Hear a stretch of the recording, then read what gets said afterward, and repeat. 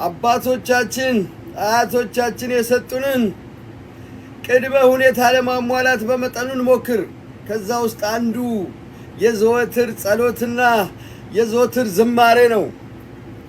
ስለዚህ እንዲህ ብለን እንዘምር። እንኳን አደረሳችሁ ለዛሬ ቀን። እሰይ ነጋ እንበል። እሰይ ነጋ። ወወልድ ወመንፈስ ቅዱስ አሃዱ አምላክ አሜን። እግዚአብሔር በቀን ቸርነቱን ያዛል፣ በሌሊትም ዝማሬው በእኔ ዘንድ ይሆናል። የዳዊት መዝሙር 41 ቁጥር 8 እሰይ ነጋ።